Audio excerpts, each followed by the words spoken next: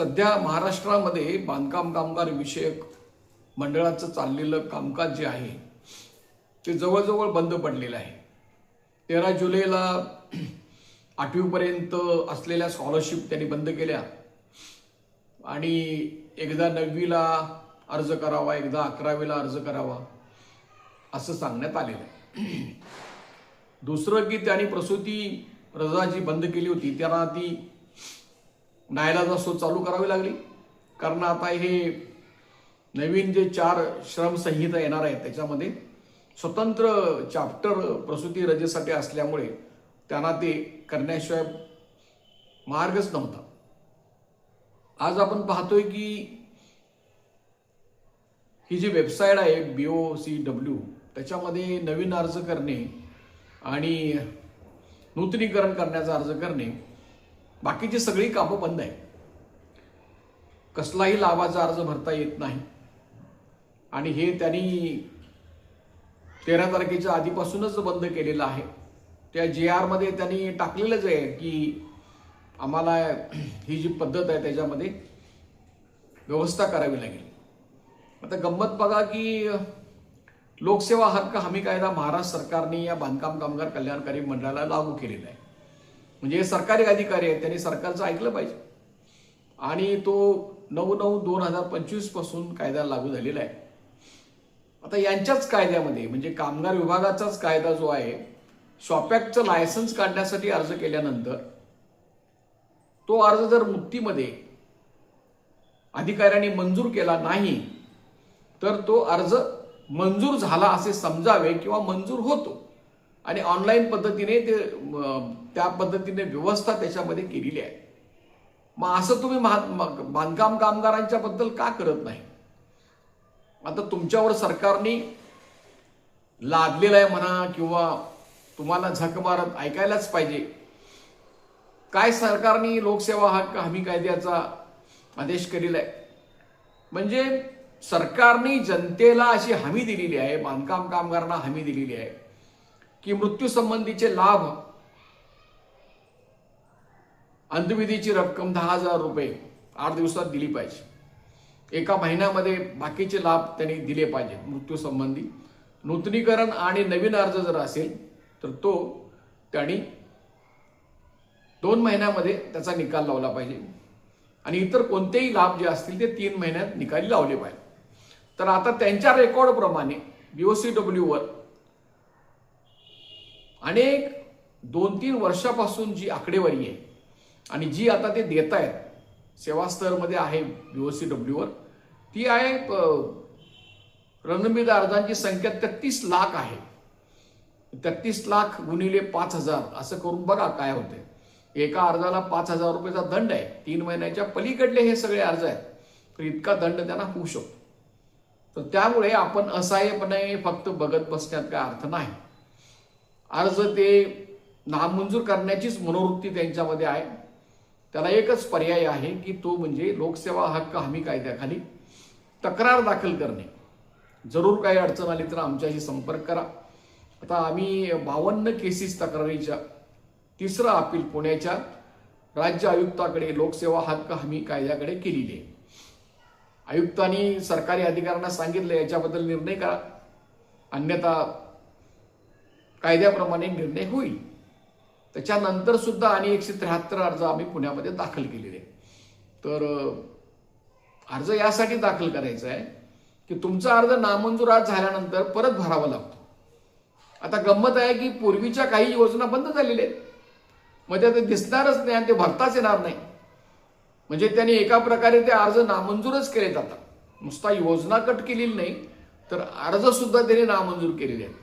त्याला त्यांनी अपिलाची प्रोव्हिजन कायद्यामध्ये आहे पण ती ठेवलेली नाही. कायदा हे पाळत नाही. त्यांच्यावर कारवाई झाली पाहिजे असं आमचं म्हणणं आहे. आणि म्हणून जर तुम्ही लोकसेवा हक्क हमी कायद्याखाली जर तक्रार केली तर त्याची सुनावणी होणार. फक्त विलंबासाठी तो कायदा नाही तर कायदेशीर पद्धतीने निर्णय व्हायला पाहिजेत असा सुद्धा त्याचा अर्थ आहे. तर हे तुम्ही लक्षात घ्या आणि तक्रारी दाखल करा. आता मुद्दा असा आहे की याच्याबद्दलचं निवेदन व्हॉट्सअपवर टाकण्यात येईल. दुसरा असा मुद्दा आहे की हा जो बांधकाम व्यवसाय आहे, आमचं असं म्हणणं आहे की बांधकाम व्यवसायाचा विकास झाला पाहिजे. घरे बांधणाऱ्या बांधकाम कामगारांना घरे मिळाली पाहिजेत. लो कॉस्ट हाऊसिंग मोठ्या प्रमाणात राबवलं गेलं पाहिजे. प्रधानमंत्री आवास योजना जी आहे ती प्रभावीपणे राबवली पाहिजे. घर बांधण्यास जेवढा खर्च येतो तेवढी रक्कम त्यांनी दिली पाहिजे. महाराष्ट्र शासनाने 2030 सालापर्यंत 30 लाख घरं बांधायचं उद्दिष्ट जाहीर केलेलं आहे. तर हा जो व्यवसाय आहे त्या व्यवसायाबरोबरच त्या व्यवसायामध्ये काम करणारे जे कामगार आहेत त्या कामगारांना आज किती वेतन मिळतं, त्यांना सुरक्षा मिळते नाही मिळते हे बघितलं पाहिजे. रेक्टो स्मिथ म्हणून एक केस आहे रेक्टो, ते 1992 साली त्याचा सुप्रीम कोर्टामध्ये निकाल झालेला आहे. सुप्रीम कोर्टाने असं त्या केसमध्ये नमूद केलेलं आहे की तुम्ही कामगारांचं किमान वेतन ठरवताना 3 घटक तुम्ही व्यक्ती धरा. त्याच्यानंतर प्रत्येक कुटुंब हे किमान त्याला 72 मीटर कापड लागेल असं त्यांनी सांगितलेलं आहे. त्याच्यानंतर त्यांना कुटुंबाला लागणारं जे अन्न आहे त्याचा खर्च जो आहे तो योग्य धरा. त्याने असं सांगितलं की शासनाची घरं जी भाड्यानं दिली जातात तेवढं भाडेमूल्य धरून त्यांना भाड्याची रक्कम द्या. त्यांना इंधन, वीज, इतर खर्च हा जवळजवळ 25% त्यांना तो दिला पाहिजे आणि असं किमान वेतन तुम्ही जाहीर केलं पाहिजे. कोर्टाने असंही नमूद केलेलं आहे की ज्या मालकाला किमान वेतन देणं परवडत नाही त्यांनी व्यवसाय करूच नाही. त्यांच्यावर बंधनकारक आहे, कायद्याने बंधनकारक आहे, किमान वेतन द्यायला पाहिजे. आता या बांधकाम व्यवसायामधल्या कामगारांना महाराष्ट्र सरकारने किती किमान वेतन जाहीर केलेलं आहे. अगदी ग्रामीण भागातला जरी असेल आणि तो मजुरी करणारा जरी असला, हेल्पर जरी असला तरी त्याला आज 780 रुपये इतकं वेतन द्यावं लागतं दररोज 8 तासाच्या कामासाठी. आता हे जास्तीत जास्त महिला कामगारांना खूप कमी दिलं जातं आणि मोठ्या महानगरामध्ये ते 850 पर्यंत आहे. तर यातला मुद्दा असा आहे की आज मोठ्या प्रमाणामध्ये कॉन्ट्रॅक्ट, सब कॉन्ट्रॅक्ट, आणखी सब कॉन्ट्रॅक्ट असं केलं जातं. किंवा एखादी बिल्डिंग बांधायची असेल तर प्रत्येक काम वेगळं असतं. गिलाव्याचं काम वेगळं, ड्रेनेजचं काम वेगळं, लाईटचं काम वेगळं, फरशीचं काम वेगळं, गवंडी वेगळा, फॅब्रिकेशनवाला वेगळा, स्लॅब टाकणारा वेगळा. तर हे जे सगळं आहे ते असं त्याचं स्पेशलायझेशन सध्या झालेलं आहे. आणि मग एका प्रकारचं काम एक माणूस करतो, एक ग्रुप करतो म्हणा, आणि ते बिल्डर कॉन्ट्रॅक्टरना कॉन्ट्रॅक्ट देतो, कॉन्ट्रॅक्टर सब कॉन्ट्रॅक्टरना देतो आणि सगळे दर ठरवून ते काम केलं जातं. यातला मुद्दा असा आहे की ते दर जे आहेत ते वाढले पाहिजेत. वाढत्या महागाईच्या काळामध्ये प्रचंड महागाई वाढलेली आहे.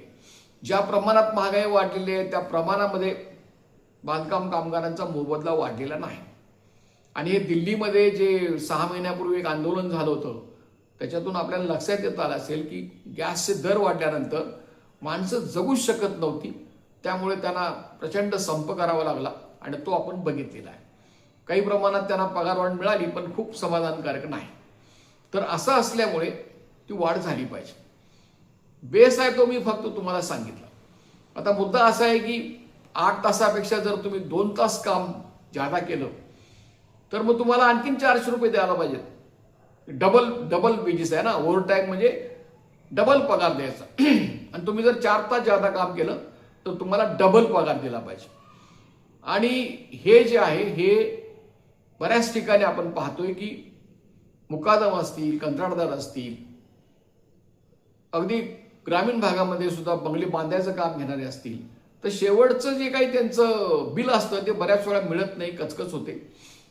आणि अशा वेळेला आपण किमान वेतन कायद्याखाली तक्रारी केल्या पाहिजे. आणि आता हे जे ऑनलाईन पद्धत आहे म्हणा, जे प्रसार माध्यमं असतील किंवा आधुनिक तंत्रज्ञानाचा जो विकास झालेला आहे त्याच्या आधारावर आम्ही सांगलीत बसून वाशिममध्ये 10 कामगारांची, बांधकाम कामगारांची केस केली. तिथल्या बिल्डरने त्यांना पूर्ण वेतन दिलेलं नव्हतं आणि 10 कामगार होते, 40,000 रुपये साधारण द्यायचे होते.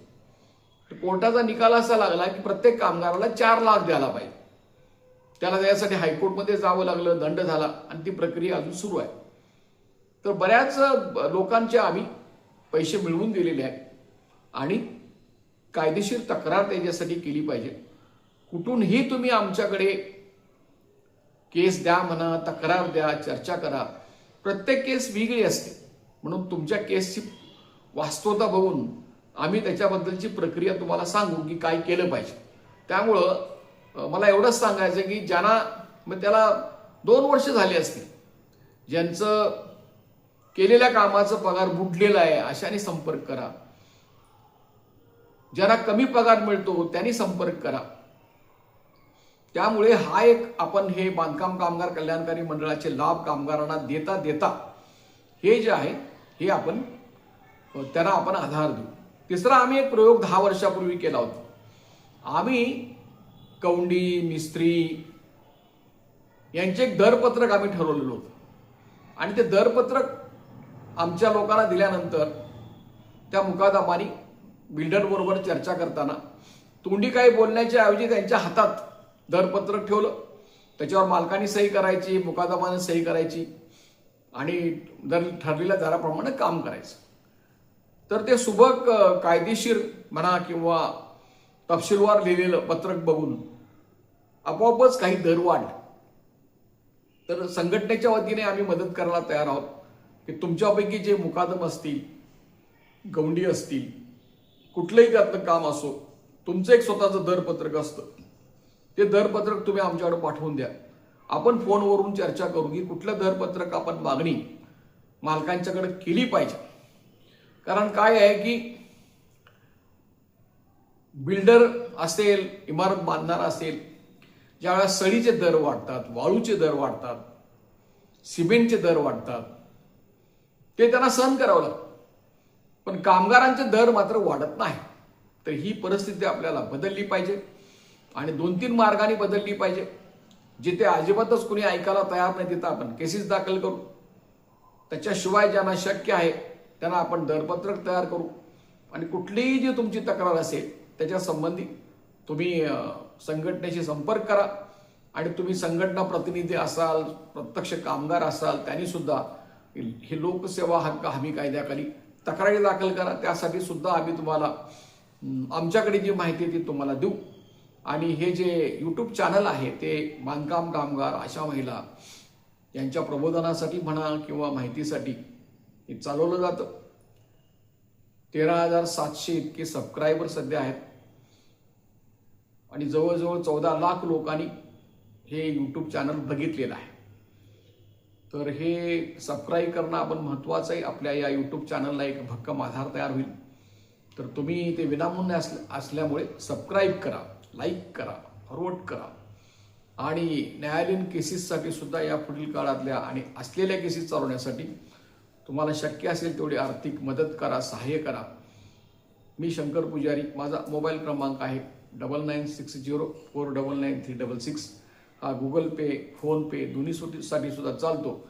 एवढी विनंती करून मी आजचं भाष्य पूर्ण करीत आहे. धन्यवाद. लाल सलाम. जय भीम.